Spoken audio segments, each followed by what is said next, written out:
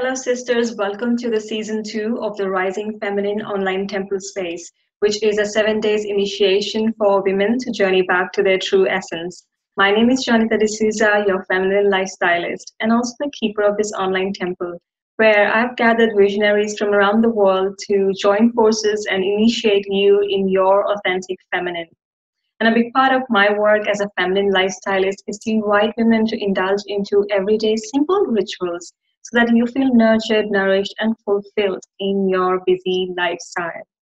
And as part of this online temple, I invite you to create a sacred container.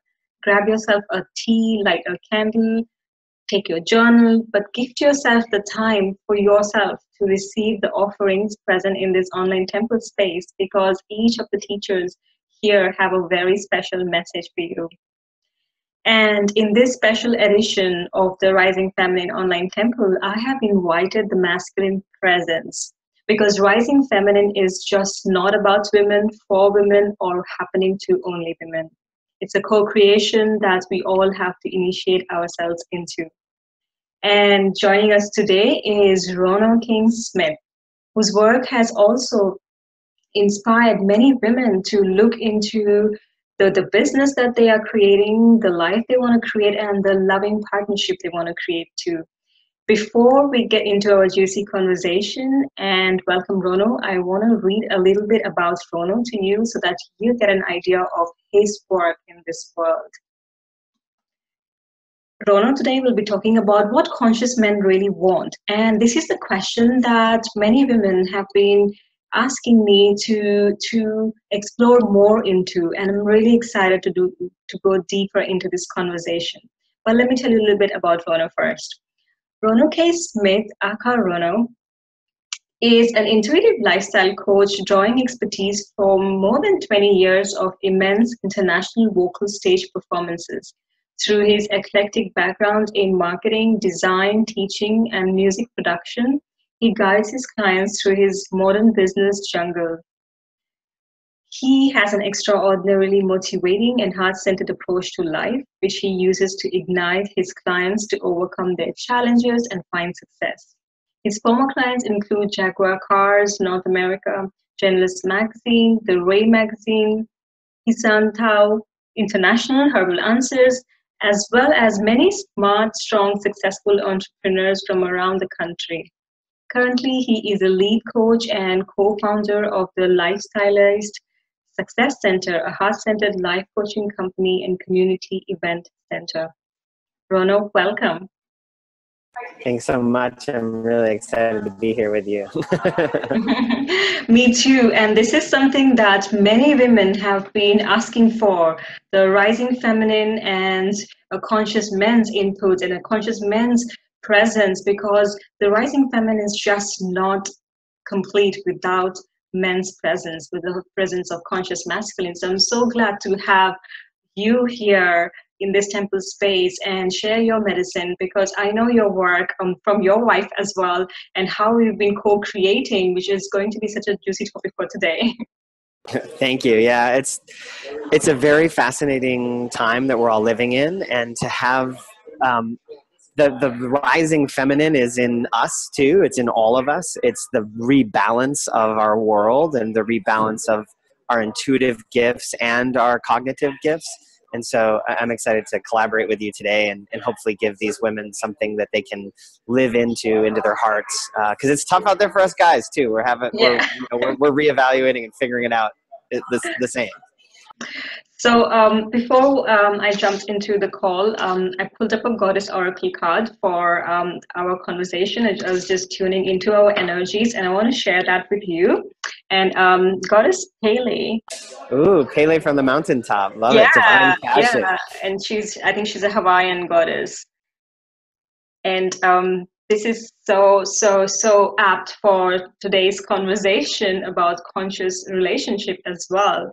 And I'm curious to see and find out if you find any resonance with this goddess in this moment. I do. I mean, the title of the card, I might get it wrong, but is, be honest with yourself, right? Be true to yourself. Be honest with yourself. What is your heart's true desire? I think this is the most important aspect of the divine feminine, actually. So I resonate very much with that. I think the biggest problem that I've seen and I've experienced, even in my relationship with my wife, and we've been together for 10 years now, known each other for 30 years. And the biggest challenge that both of us have is being honest with ourselves Yeah. and allowing that to be okay. When we're both honest with ourselves and we bring it to the relationship, it allows each other to support each other a lot more powerfully. So I very much resonate with that card. Yeah, I was excited to see Pele. So, for the women watching, I'm sure they are curious to know, how did you begin this sacred work of yours? And I know you've been working with women for a really long time. So, could you share a little bit about how you got started in this work? Yeah, I mean, like many people, it was just like a business got me moving in a particular direction. I started working with my wife, who was in women's empowerment. She had a women's empowerment magazine, and that's really what got me into this space. And one thing after another just led and opened up. I had like an awakening, or that type of experience where it was like, oh my God, there's so much more here than what I had thought. And so, and that was 12 years ago when her and I started doing business together. And then slowly over time, we just started working with more and more women. And what I found for myself is I grew up with an amazing mom who, I remember her sitting me down like one time, maybe it was on my bed or something like that. And she's like, no matter what, you always treat women respectfully. And I was like, all right, I got it. Like kind of like beat that into my head. And so much that I probably, like some women, hopefully this sounds sort of right, like they wanted me to treat them a little bit more disrespectfully. Like I was so respectful that they're like, come on, get a little bit more aggressive in there. And so over the years, I've had to like come back out of my shell and learn what like penetrative, strong masculine is, that's still kind and loving and supportive. So like the balance of both. But it's just been a gradual progression over the past 12 years and a lifetime of working with women in different capacities, starting in the business realm, then working more into the personal side of things. And then being in relationship with a woman who's committed her life to supporting women, that in and of itself is its own mission and training ground. Yeah. And I'm curious to know if you found any difference while working with women from the business aspect and the personal aspect. Was there any difference in experience that you felt as a man? It's a good question. The interesting thing, and I say it this way kind of tongue-in-cheekly, if I start with a woman in their business, I'll always end up in the bedroom. If I start in the bedroom, I'll usually end up in their business. Because what I find is that both sex life or business life or personal life, there's how we do anything is how we do everything. So if they're having challenges like surrendering to hiring a team or employees or things like that, they're probably also having a problem surrendering with their partner in the bedroom and allowing them to be allowing herself to be served. So although it might look differently from the outside, I've found that there's a lot of similar overlap. Mm. Yeah, that's really interesting. And I like your analogy. If you start from the bedroom, you end up in the business and vice versa. So, what do conscious men want? This is really interesting because when I shared in my Facebook sisterhood group that I will be inviting a couple of men, do you have any questions that you would specifically want me to ask? And this was one of the top questions that every woman wanted to know, like, what do men want? What do conscious men want? And what can we women be, do, or create space for that to happen? So I'm really curious to go into Yeah. this. It's a beautiful question. I mean, the more I'm out there in the world and I'm seeing, my wife and I were just at a speaking gig over the weekend, and we noticed that the male energy was very low vibration to what I'm used to being with, and I think all men kind of want the same thing, regardless of the low vibration or a conscious male, like whatever it is. And more specifically, what's really interesting is that all these women say they want a conscious male, right? And they do, and it's better for sure. Yeah. But it also, there's a whole nother level of work that's involved to be in relationship with a conscious male, because there's a lot more deep conversations. It's not just like plug and play easy. Like there's a lot of different aspects, because we're also looking at ourselves. We're also working through all the different aspects that we have. There's a lot more going on for us than just a regular old guy on the street. So in some ways it could be easier at first, but the long-term conscious male relationship will be better. So what do conscious men want, to answer your question specifically? We want a woman who knows who she is, who's tuned into who she is and what she wants. If she's not able to articulate clearly what she needs and wants, it's very challenging for men in general. And in my experience with working with women over the years, not everybody knows what they want.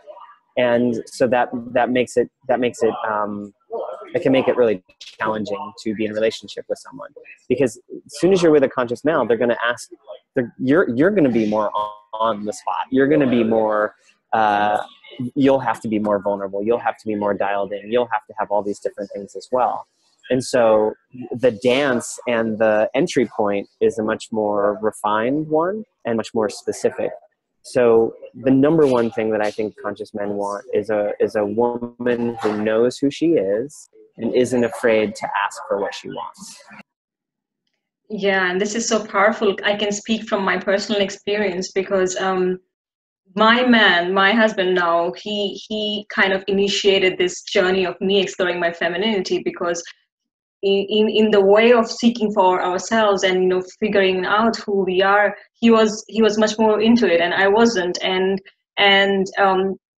through a lot of pain and tribulations and arguments and drama, I had to go into a place where I had to go and find myself first. And when I did that work with myself, because I was so angry at him, and I did this work, and when we got back, this was when we were not married, and when we got back, we could relate much more, because and I knew what changed then. It was me, it was me doing my work of finding what I want, because I was always confused that why is he not fulfilling my desires and needs and my fulfilling my emotional needs. But I didn't know how to do it for myself too in the first instance. So so that was a big learning curve, and it was a really painful learning curve for me, I should say. What do you think was the shift that moved it? Because that's totally it. Like, as I was saying, it can be a really painful shift. Like, oh, I want a conscious man. I want somebody who's really tuned into their emotions and everything else. But it comes with a whole other aspect, because now you have to look at yourself more. What do you think was the turning point for you? In terms of relating afterwards, or starting the inquiry? I guess both. Yeah, I was really frustrated in the relationship, because my man was not understanding me at that time, and when I used to explain this to him, that you're not understanding me, he wouldn't understand why am I saying that even, So there was conversations going on where he thinks that he is giving me everything, and I think that no, you're not understanding me. And it reached to a frustration point that I was really depressed in the relationship, and I just didn't know what else to do. So I was really angry at him, and I felt really hurt, and I wanted to run away. And luckily or fortunately, I was just shown the way. I just found out about some kind of life coaching, and started finding out about what is essence. Oh, I don't know my essence. What do you mean by essence? And I started my inquiry, and at that time I totally shifted my focus from he wanting to fulfill to me wanting to find out what my essence is and what my needs is, what are my desires, and who am I as a woman, and all of that. And doing this work was kind of shifting my dynamics with him. our relationship was shifting in a much nicer way. It was less of effort, but it was a lot of internal work for me, which kind of reflected. Mm-hmm. Yeah, so I would say that, yeah, a lot of women say conscious men, but are you doing the work too, from my experience? Yeah, I mean that's really, at the end of the day, that's the most important aspect, because we attract what we're putting out, right? That's the general consensus of how things work. If I am really in a joyful place and I'm spreading joy and I'm lit up and I'm really excited about life, I get all of that. I meet excited people, I get joyful people. If I'm miserable, if I'm really sad or like, then all of a sudden I get more of those things. So, what conscious men want are a woman who's tuned in like you were, willing to do the work, is kind and gentle. Like I've been having some really amazing and deep and kind of challenging conversations with a bunch of amazing women in my life. And one of the things that I was saying is like, why aren't women giving men just the benefit and supporting us in like just a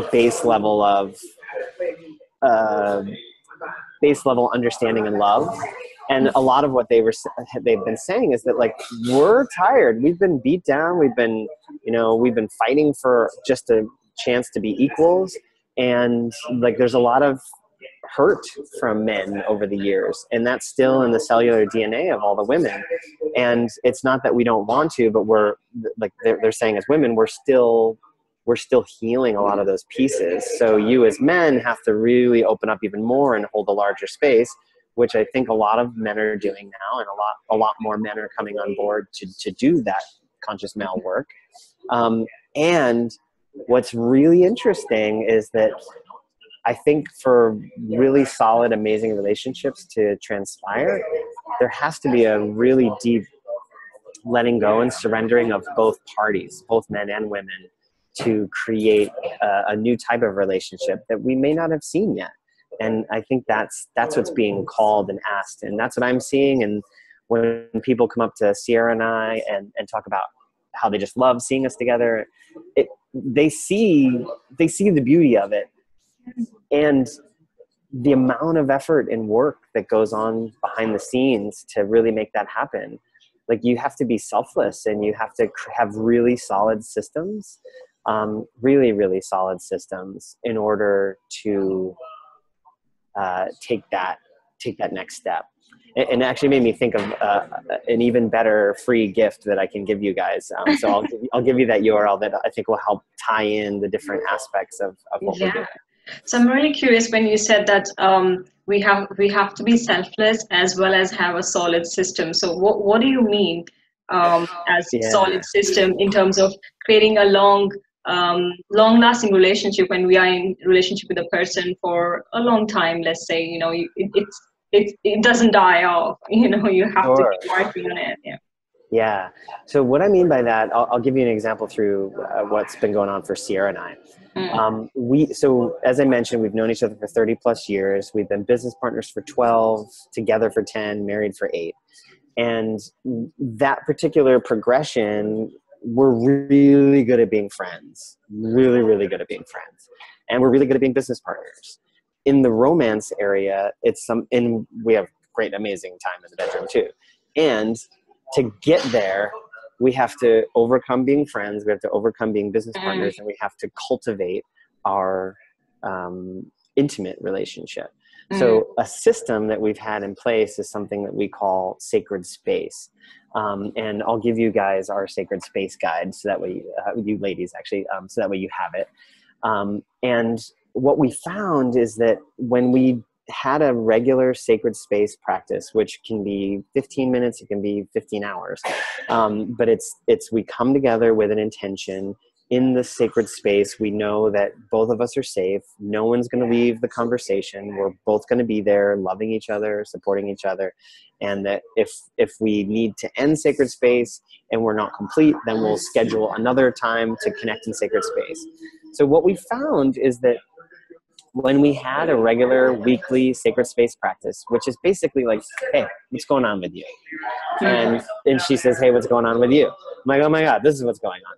Because we don't even know, even though we live, work, and breathe together almost all the time, we still don't know 100% what's going on with one another. We still don't really know. And so what this practice is like, hey, what's going on with you? Oh my God, I'm feeling this way. I'm feeling this way. Can you help me with this? Can you hold me for this? And then I'll be like, oh my God, I'm feeling this. I'm a little stressed out about this or this or this. And so we just connect and see each other. When we've had that practice on a regular basis, we stay connected, we stay in the deep conversation, and we don't make up stories in our mind about what's going on for the other person or how they're feeling, and then that the well of well-being stays full. And so as we drink from that, we stay full, we stay replenished, we stay connected. What we found recently, for the past 6 months up until recently, our practice had gone away. And so slowly but surely, that same path that we were going down started to do this. And it was so slow that we didn't even notice it.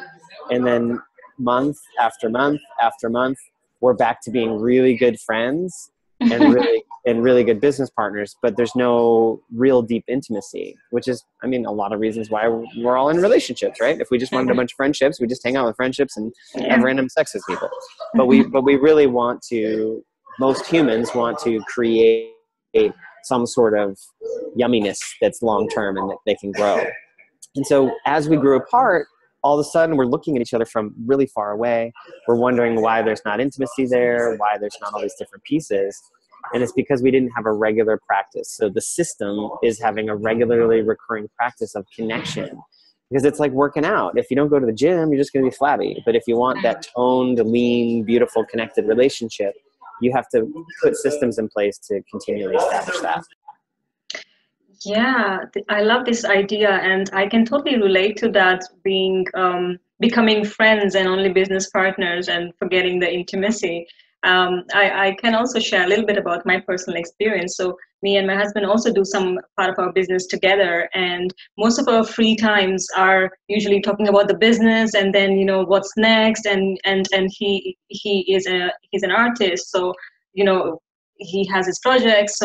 So we just keep talking about this, and I realized one day that, hold on, we don't talk about anything else except our work that we are so passionate about, each one of us. But that's not it. I want something more in this relationship. And that was a big realization for me that, okay, we need to do something right now. And I had to go and share this, that I'm not feeling, you know, what I would like from this relationship. And I felt like I was back to that point again, where I had to go and do some work. Like, what's going on? You know, what can I do and what can I change? So I like when you say that you have to keep making this space, and it's a regular practice, not just once in a month practice. Yeah, it's a commitment. One of the things that Sierra and I are realizing,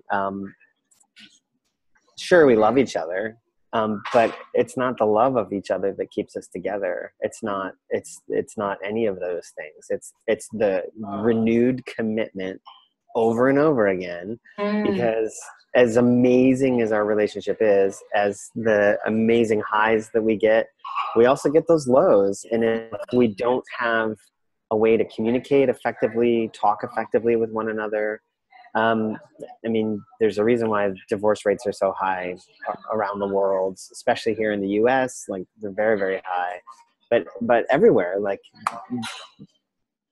people in a general sense want things now. They don't want to wait for it. And if you really want a lasting relationship, it's about cultivating it, and about cultivating the way we treat one another. So at the end of the day, you just want to be treated fairly and treated lovingly. And I would imagine that most people aren't as complex as we think they are. You know, I can be complex for sure, but my needs are actually really, really simple. I just require a little bit of love here and there, and that gives me a lot of energy to do a lot of things. So I think that for the women that are listening, that are wanting to get into a relationship, the self-love piece is super important. And when you're full of self-love, then you're able to give that to your partner more.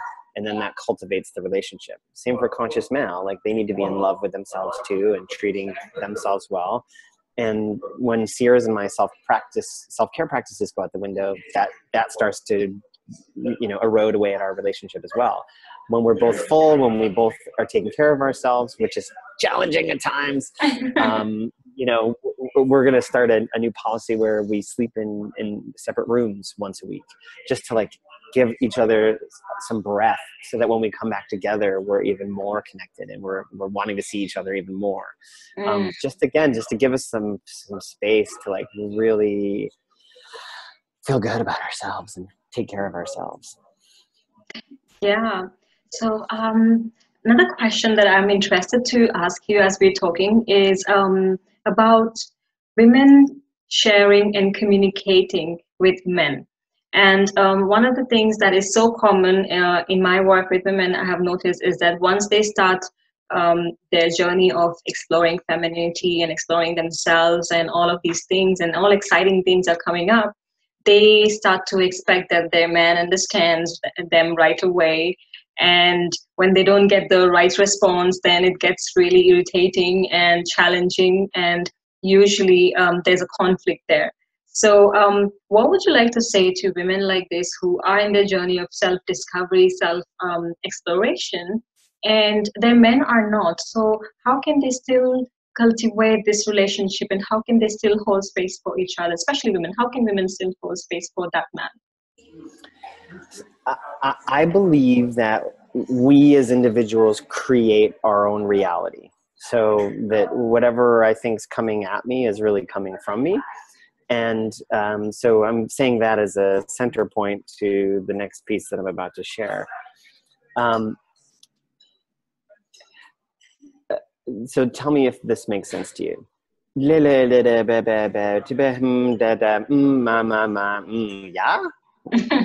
No. No, right? So that language is the male language, and you don't speak it. No. And Thank it's goodness. similar the other way around. Some wise sages over the year. What is it? Men are stupid and women are crazy, right? So that's that's the belief system. Women think men are crazy, or men are stupid, and men think women are crazy, like as a general rule, right? So if that's what's really going on underneath it, like, we're in trouble. And that's kind of built into a lot of societies. And you even see it or hear it when women get together. They're like, oh my God, this guy, and blah, blah, blah. What an idiot, those type of things. You don't really hear men call women idiots, but you do hear them say they're crazy, because men don't fully understand the emotional waves that women go on, because we're very logical. And women don't understand why men don't feel all the different things that they feel, because, they're very emotional. And so when we remember those things as the core basics of communication and understanding and getting our needs met, it's super helpful. So how women get what they need and want is that they have to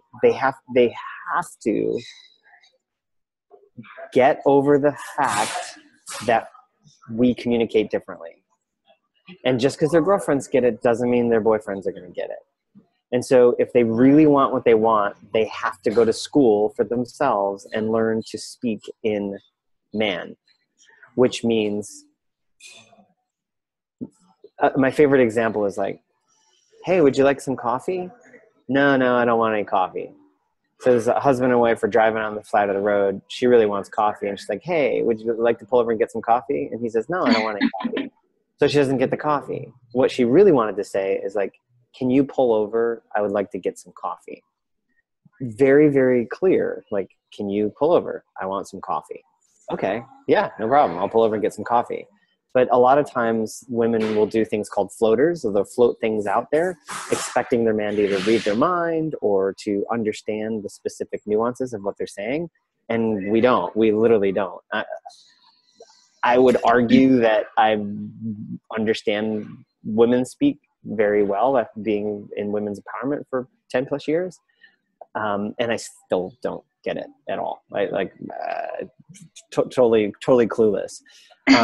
And so like I'm working with Sierra to speak to me in terms that I understand, and I'm working to speak to her in terms that she understands. So this isn't a one-way street, but a lot of times it will be a one-way street to start for women. And I'll wrap this up quick and we can move on to the next piece. But the key here is that take a moment, tune into what you really need and want, and then clearly articulate that. And not only clearly articulate that, but make sure that your man clearly articulates back to you what it is that you want. Hey, I would like to get some coffee. Can we pull over and get some? Sure, babe. We'll pull over and get you some coffee. Clearly articulated. Yeah. That's not clearly articulated. He didn't respond with, yeah, I got that, and that's what I can get for you. So that's what I would say is like make sure that you actually articulate word for word what you want and make sure that the person understood you. It's helpful communications for anybody, but it's super helpful in a relationship because then you're not guessing. Does that make sense? Does that help?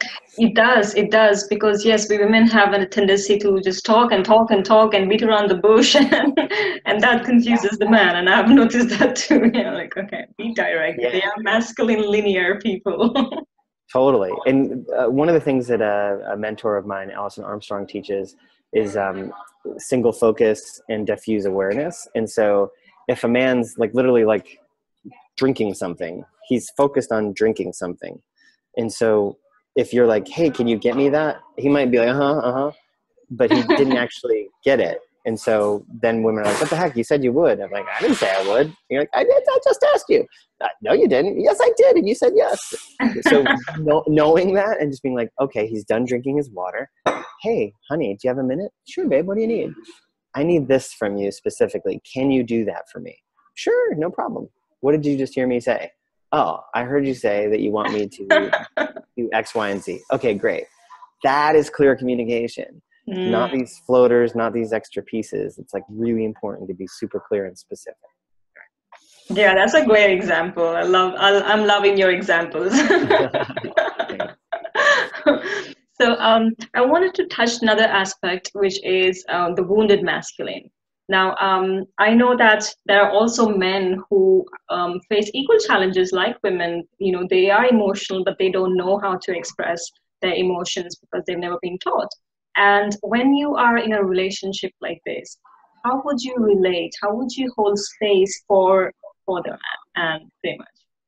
For the women, so here a super important piece. There's two sides to it. One, men and emotions. It's a new thing for us. We do have them. It hasn't been safe for us to experience them personally in the world. And women have not made it safe for men to be emotional. And like an example is, I love when you say that. I love when you say that. That's yes, women are also responsible for it to a great extent. Yeah. And so in that space, and for a man to hold space or to be okay with emotion as well, it's important to set up the container. And what I mean by that is Sierra and I teach something called intention experience. Most of us just move through life experience. Hey, do you want to go here? Do you want to go here? Do you want to go here? Oh, we're here. Oh, I got this. And oh my God, the door, and then this, and then the kids, and then this. Experience, just whole experiences. When you put the word intention before an experience, you get to actually hand select or hand create what you want that experience to be, how you want that experience to go. So for example, guy comes home from work, woman comes home from work, and she had a rough day. She just goes right into, oh my God, blah, blah, blah, blah, blah, blah, blah, blah, blah. And the next thing you know, there's a little bit of tension, a fight breaks out, and people are not happy with each other. Kind of a typical situation that happens. Now, if we did it with intention experience versus just experience, get home from work, both get home from work, the woman has the wherewithal being like, oh my God, I had a really rough day. Can you give me 15 minutes and hold the bucket or hold space or just be with me for 15 minutes? I don't need you to fix anything. I just need to get this out. Can you do that for me? Sure, babe. I'd be happy to. So now he's prepped. He's ready to just be there. He knows it's only 15 minutes. So even if he's tired or exhausted or doesn't want to be there, he can do it for 15 minutes because he loves you. And then you get to be like, blah, blah, blah, blah, blah. He's not trying to fix you. He's not trying to do anything. And then she feels better because it's off her chest. He feels better because he doesn't have to fix anything. He just has to be there for 15 minutes. And then that whole process gets fixed. So intention experience is really important, and setting each other up to win is important as well. Like for me as a man, like if I do the same thing to Sierra, like then she goes into her masculine, she goes into whatever, another aspect of herself. And then I don't get what I want either if I don't set it up. Hey babe, I just need to bitch about something because I'm so frustrated with all these different things that I'm doing. Okay, cool, go for it. Then she's not trying to fix me either. And then I feel better because we set the intention ahead of time before we go into a random experience. Mm. Cool. Yeah, another very practical tip and suggestion for the women to start practicing, just to speak your intention out first before you give the experience. Yeah, it's super helpful. I mean, it's saved so many potential downward spiral conversations just because it's like, okay, cool. Yeah, now I know what I'm showing up for. I didn't just get blindsided with, all your crap that you might hear, whatever the words are that someone might say. You just come home every day and you just dump your crap on me. I'm tired of this crap. How about this intention experience? So yeah. That's awesome. Let's talk about soulful sex. I know you mentioned in what to talk. So I know this is especially a challenge when two people are not committed to the process as well. And what do you really mean by soulful sex? Just for the women watching. Yeah, it's funny. It's a perfect segue because it's kind of the same thing. It's more about intention experience in the sex. A lot of us just like all of a sudden we're like, oh my God, I got these feelings. What do I do with them? And then we just go into sex, or we just go into something happening. So soulful sex is when there's an intention behind it. A lot of things are fine on this planet to do if there's intention behind it. But if it's just like willy-nilly, then it turns into challenges. So soulful sex is it's a conscious practice around sexuality, and it's using sexuality, the creative energy of sexuality, to fulfill and nurture the relationship and create more intimacy and connection between everyone, because there's more clear guidelines. A new practice that Sierra and I are trying out, and I'll try not to get too specific here. But before there's any penetration of any sort, like we're actually opening our eyes and looking at each other. And our whole relationship of 10 years, like we've never really done that. We've both been closed eyes kind of people. And it's been fun, it's been great. But all of a sudden now with that shift, everything is different. Our whole life is totally changed and different because there's this intentionality of, okay, her parts can open up more to receive me more deeply, more juicily, more available. And so what we're finding is that with a soulful sex practice,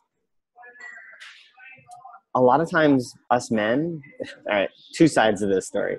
One side is that most of the men that you've probably, like any of you ladies that are listening to this have had sex with, they're probably only like 80% fully erect, maybe more.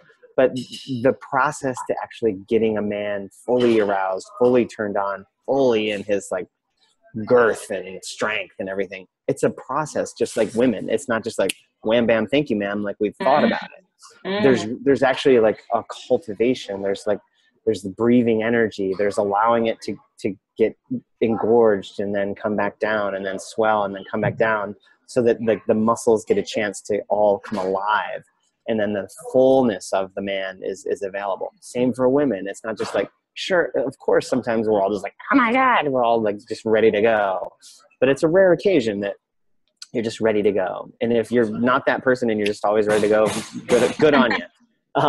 But most of us take, there's some time, or there's at least a process that needs to be undergone for both the man and the woman, so she can be fully opened, her flower can be fully opened up, fully available, fully, she also gets engorged and, like, you know, blood in different areas, and wetness and juiciness. And it's the same for the man. So imagine if we're only both operating at like 80% because we haven't had that soulful sex connection. When we take the time to really just like honor and love one another before we penetrate, or before we, you know, just try to have orgasm or anything else, and it becomes this process of just loving and adoring one another, there's so much more fruitfulness in the relationship. And definitely just go have hot, awesome sex too. Like, I'm not trying to take away from that. All I'm suggesting is that there's more in there if you're both available to take the time to really meet and connect to one another, and actually explore what's really going on for each of you in your sexuality and internally. And then you couple that with a sacred space practice where you talk about what happened, and you learn, like I learned that Sierra said yes many times when she really meant no. And I said yes to that as well, even though I felt like maybe we shouldn't. And that created more and more separation over time.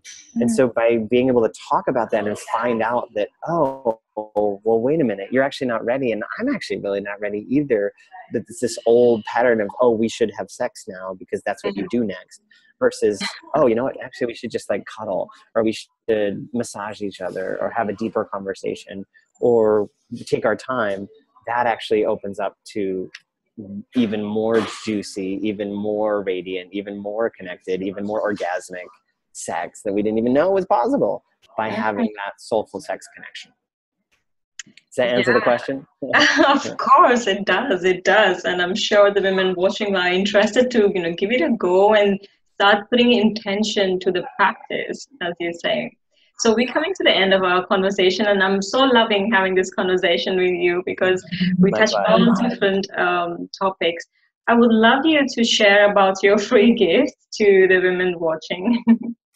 Yeah, so I'm going to send you to, our website is Life Stylized, LIFESTYLIZED, and that's .com, and it's going to be /hot sexy love, all one word, hot sexy love.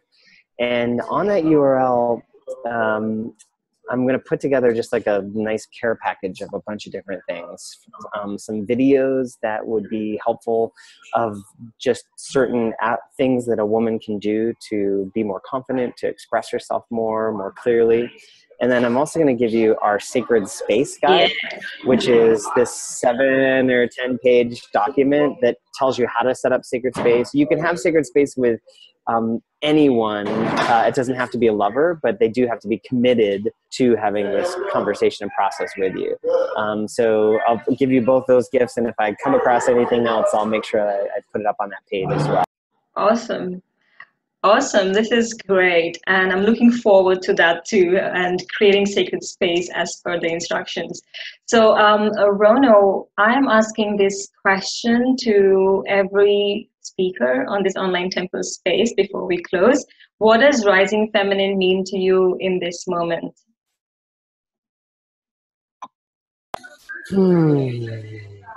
So rising feminine in this moment means to me the rising of an awareness of the balance and the oneness of us, where the masculine has been predominant and favored.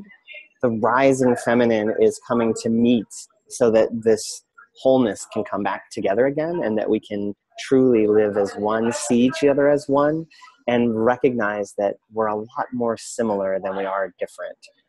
All men, all women, all races, all people.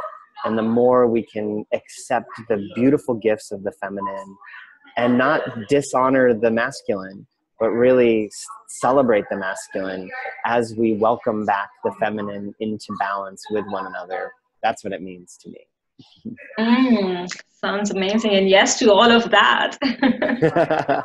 Thank you so much, Rono, for your presence, for sharing your sacred medicine with the women here. And I'm sure we've got all these little nuggets to try out and see for ourselves how we can create conscious relationships in our life.